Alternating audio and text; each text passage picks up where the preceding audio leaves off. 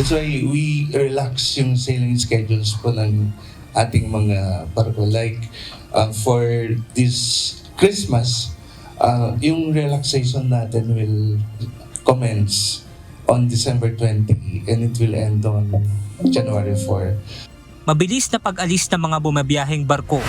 Ito ang titiyakin ng Maritime Industry Authority o Marina ngayong may inaasahang pagdagsa ng mga pasahero sa mga pantalan sa bansa dahil sa long holiday. Kaya naman simula sa December 20, ipatutupad na ng Marina ang relaxation order, kung saan maaaring umalis kaagad ang isang barko kapag naabot na nito ang maximum capacity.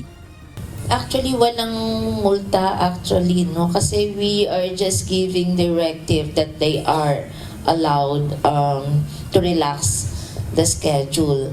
Pero if the routes naman is not so full, so hindi talaga sila din mag-relax kasi kung yun na yung published schedule, di ba maguluhan din yung mga pasahero. Ayon kay Marina Administrator Sonia Malaluan, ito ang nakikita nilang solusyon dahil hindi madaling solusyonan ang kakulangan ng mga bumabiyaheng barko. Meron bang masusustain ba yung operation all year round considering that shipping is highly capital intensive, no?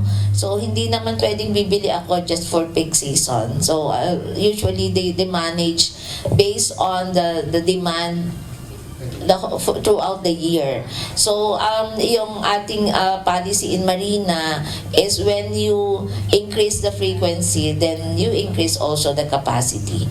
Samantala, nilinaw din ng Marina ang karapatan ng isang pasahero sa barko, gaya na lamang ng kung kailan nararapat magbigay ng libreng accommodation ng isang shipping company. Ayon sa Marina, hindi nito saklaw ang mga stranded na pasahero dahil sa kalamidad, pero nasa pagpapasya na ng isang kumpanya ang pagbibigay ng pangunahing pangangailangan gaya ng pagkain at inumin. Pero kung halimbawa nasa port na kayo lahat, biglang nagtaas ng typhoon signal si Pag-asa, although others will provide, no? Pero sa ngayon, ang nagiging practice, nagiging sa ano nga yan sa airport at saka sa ports, no? So, but others naman provide kahit papano yung mga pagkain while waiting, basic needs. Pero yung madidemand natin na i-check-in tayo sa hotel or bigyan tayo ng accommodation na libre, parang hindi kasama doon sa rides, no?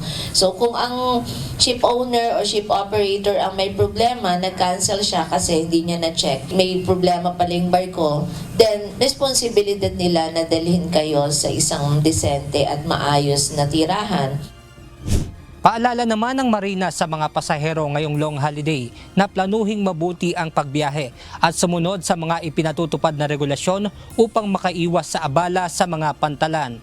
Benedict Samson, UNTV News and Rescue. Diyos ang aming sandigan, serbisyo publiko ang aming pinahahalagahan.